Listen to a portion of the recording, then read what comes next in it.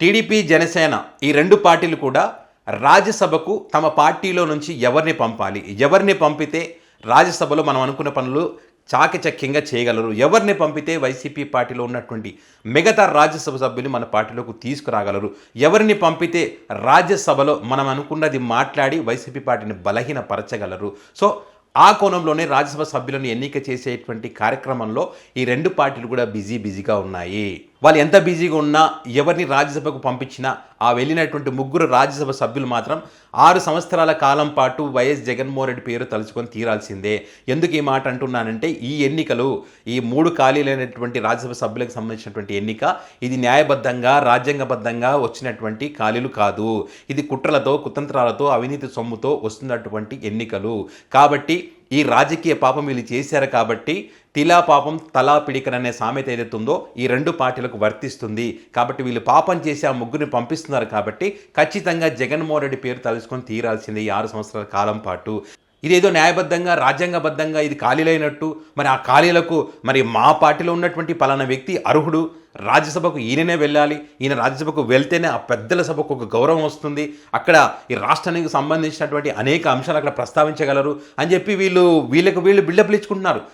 ఇరు పార్టీల్లో అదే రకంగా లేదు ఈ పార్టీలో ఈయన త్యాగం చేస్తాడు కాబట్టి ఈయననే పంపాలని చెప్పి వాళ్ళకి అనుకూలమైనటువంటి మనుషులు కానీ వాళ్ళ అనుకూల మీడియాలో కానీ ఏ రకంగా చర్చలు పెడతా ఉన్నారు, ఏ రకంగా డిబేట్లు జరుగుతూ ఉన్నాయంటే లేదు, నేను మన ఛానల్లో మొన్నే చెప్పాను, నేను ఖచ్చితంగా ఈ రాజ్యసభకు పలానా వ్యక్తి అయితే అక్కడికి వెళ్తే ఆంధ్రప్రదేశ్ యొక్క వాయిస్ గట్టిగా వినిపించగలడు, పలానా సామాజిక వర్గానికి చెందినటువంటి వ్యక్తి వెళితే బాగుంటుంది, లేదు ఈ సామాజిక వర్గానికి చెందినటువంటి వ్యక్తిని పంపితే బాగుంటుందని చెప్పి లేదు మొన్నటి ఎన్నికల్లో, మొన్న జరిగినటువంటి ఎన్నికల్లో మరి అనేక నియోజకవర్గాలకు ఆర్థికంగా మరి ఈయన సాయపడ్డాడు కాబట్టి అలాంటి వ్యక్తికి న్యాయం జరగాలి కాబట్టి అలాంటి వ్యక్తి రాజ్యసభకు వెళ్ళాలి, లేదు పార్టీలో మొదటి నుంచి ఉన్నటువంటి వ్యక్తి కాబట్టి ఈయననే రాజ్యసభకు పంపాలి, లేదు మొన్న వైసీపీ పార్టీ నుంచి ఇతర పార్టీకి వీళ్ళు వచ్చారు కాబట్టి వీళ్ళకి న్యాయం జరగాలి కాబట్టి ఈయనను పంపాలి, ఇట్లా పనికిమాలిన డిబేట్లు పెడతా ఉన్నారు.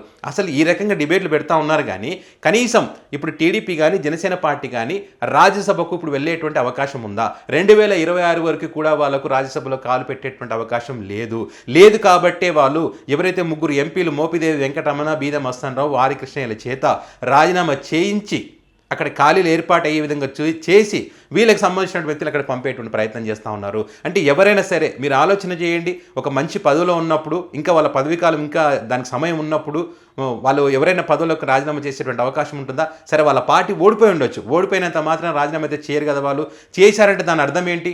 ఖచ్చితంగా వీళ్ళ డిమాండ్స్ ఇప్పుడు అధికార పార్టీ నెరవేరుస్తుండొచ్చు కదా, వీళ్ళు ఏదైతే కోరుకున్నారో అవన్నీ కూడా అధికార పార్టీ చేస్తారని హామీ ఇచ్చిన తర్వాత వాళ్ళు రాజీనామా చేస్తారు కదా. సో అందులో ఇప్పుడు బీదా మస్తానరావు మాత్రం ఖచ్చితంగా ఒక హామీ ఏది, మళ్ళీ నేను తిరిగి రాజ్యసభకు వెళ్ళాలని చెప్పి హామీ ఇచ్చారు. ఆయన గతంలోనే టీడీపీ పార్టీలో ఉన్నటువంటి వ్యక్తి కాబట్టి మరి చంద్రబాబు నాయుడు తెలుసు ఎవరిని పంపాలి ఎవరిని పంపకూడదు అని చెప్పి ఆయనకు తెలుసు కాబట్టి మళ్ళీ ఆయన బీదా మస్తానరావుని అక్కడ పంపించేటువంటి అవకాశం అయితే కనిపిస్తూ ఉంది.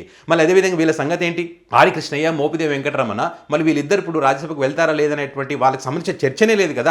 వేరే పేరే వినిపిస్తున్నాయి, యనమల రామకృష్ణుడు అంటారు, వర్ల రామయ్య అంటారు, అదేవిధంగా భాష్యం రామకృష్ణ అంటారు, ఇంకా చాలామంది పేర్లు వినిపిస్తూ ఉన్నాయి. కానీ వీళ్ళిద్దరు పేర్లు ఎందుకు వినిపించట్లేదు అంటే వీళ్ళు మళ్ళీ వెళ్ళేటువంటి అవకాశం లేదు. మళ్ళీ వెళ్ళే అవకాశం లేదంటే వీళ్ళకి కావాల్సింది వీళ్ళకి ముట్టింది కాబట్టి వీళ్ళు సైలెంట్గా ఉంటారు. అదే కదా దాని అర్థం. ఖచ్చితంగా ఆ రకంగా ఉన్నప్పుడు ఖచ్చితంగా ఎవరికైనా అర్థమయ్యేటువంటి విషయం అదే.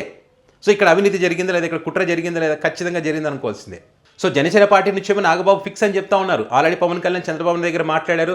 ఇక జనసేన పార్టీ నుంచి నాగబాబు ఫిక్స్, నాగబాబు రాజ్యసభకు వెళ్తున్నారు. ఎందుకంటే మొన్నటి ఎన్నికల్లో, లోక్సభ ఎన్నికల్లో ఆయన సీట్ త్యాగం చేశాడు కాబట్టి ఖచ్చితంగా ఈయన అర్హుడు, ఈయన వెళ్ళి తీరాల్సిందే అనేటువంటి గట్టిగా పట్టుబట్టాడు కాబట్టి జనసేనకు సంబంధించి ఒక సీట్ కన్ఫర్మ్. మిగతా రెండింటికి సంబంధించే అది టీడీపీ పార్టీలో గట్టి పోటీ ఉంది కాబట్టి దానికి సంబంధించి ఎవరిని పంపుతారు, ఏం చేస్తారనేటువంటి దానికి సంబంధించి పెద్ద ఎత్తున కసరత్తు జరుగుతూ ఉందని చెప్పి వీళ్ళు పెద్ద డిబేట్లు పెడతా ఉన్నారు. కానీ ఈ ఎన్నిక ఏ రకంగా వచ్చింది, ఈ ఎన్నిక నిజంగానే న్యాయబద్ధంగా జరుగుతున్నటువంటి ఎన్నికనైనా, ఇది మోసంతో, కుట్రతో, అవినీతి సొమ్ముతో జరుగుతున్నటువంటి ఎన్నికల అని చెప్పి దానికి సంబంధించి ఎవ్వరూ మాట్లాడరు. మళ్ళీ వాళ్ళు ఈ తప్పని కూడా వాళ్ళు ఒప్పుకోరు. ఇదేదో పెద్ద న్యాయంగా నీతితో కూడినటువంటి రాజకీయాలు చేస్తున్నట్టు వాళ్ళ ఎలివేషన్స్, వాళ్ళ బిల్డప్స్, మళ్ళీ అంటాడు ఎవరైనా మాట్లాడితే వీళ్ళు పేటీఎం మ్యాచ్, వీళ్ళు బూతులు తిట్టడం, ఇది వాళ్ళు చేసేటువంటి పని. సో ఏదేమైనా కూడా రాజ్యసభ సీట్లకు సంబంధించి మరి ఈ కూటమిలో కుంపటి రాజు కూడా మాత్రం ఖాయంగా కనిపిస్తూ ఉంది. ఎందుకంటే రెండు ఉన్నటువంటి ఖాళీల్లో అనేక మంది పోటీ పడతా ఉన్నారు. ఇప్పటికి వర్లరామయ్యకు సంబంధించి కూడా పెద్ద ఎత్తున చర్చ జరుగుతూ ఉంది. వర్లరామయ్యకు ఎప్పుడూ పార్టీలో అన్యాయం చేస్తూ ఉన్నారు. చంద్రబాబు నాయుడు గారికి తెలుసు ఎవరిని ఎక్కడ ఉంచాలి, ఎవరిని ఎక్కువ మాట్లాడుతుంటే వాళ్ళని ఎలా తగ్గించాలి.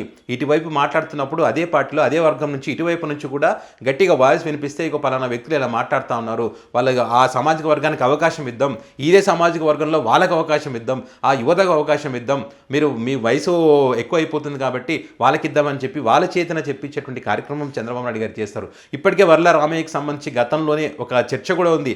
వర్లరామయ్యకు టికెట్ ఓడిపోయే టికెట్ ఇస్తారు కాబట్టి వర్లరామయ్య గెలవని పరిస్థితి ఉందని చెప్పి కూడా ఒక చర్చ కూడా ఉంది. సో అది అందరికీ తెలిసినటువంటి విషయమే. సో ఈ క్రమంలో వర్లరామయ్యకి అనేక సందర్భాల్లో నామినేటెడ్ పదవులు ఇచ్చినట్టు ఇచ్చి రాజ్యసభ సీటులు ఇచ్చినట్టు ఇచ్చి వెనక్కి తీసుకున్నటువంటి పరిస్థితి గతంలో ఉంది. సో ఈ క్రమంలో మరి వర్లరామయ్యకి ఇస్తారా ఇవ్వరా అనేటువంటిది చూడాల్సింది, ఏం చేస్తారనేటువంటిది. చంద్రబాబు నాయుడు గారిని 1000 మంది కలిసిన ఆ 2 సీట్ల కోసం చంద్రబాబు నాయుడు గారు ఎవరికి ఇవ్వాలనుకుంటారో వాళ్ళకే ఇస్తారు, అందులో డౌటే లేదు. ఆల్రెడీ ఆయన ఫిక్స్ అయి ఉంటారు ఎవరిని పంపాలి, ఎవరిని పంపితే మనం అనుకున్న పనులు ఇక్కడ చక్కగా చాకచక్యంగా చాలా నీట్గా చేస్తారనే విషయం ఆయనకు తెలుసు కాబట్టి ఆయన ఖచ్చితంగా వాళ్ళని పంపడానికి అవకాశం ఉంటుంది. ఇప్పుడు ఖచ్చితంగా ఉన్న రెండింటిలో ఒకటి నాగబాబు కోటిపైన కూడా జనసేన పార్టీ నుంచి మిగిలిన రెండింటిలో ఒకటి ఖచ్చితంగా వినిపిస్తున్న పేరు ఏంటి, ఎవరైతే వైసీపీలో రాజీనామా చేసి బీద మస్తాన్ రావు ఉన్నారో ఆయన ఖచ్చితంగా పంపిస్తారు.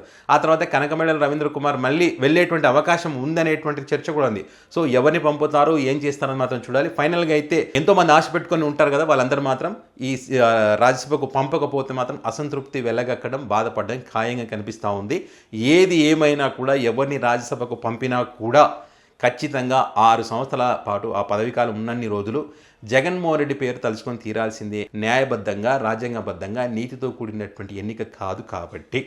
సో ఈ అంశం పైన మీ అభిప్రాయాన్ని కామెంట్ రూపంలో పెట్టండి.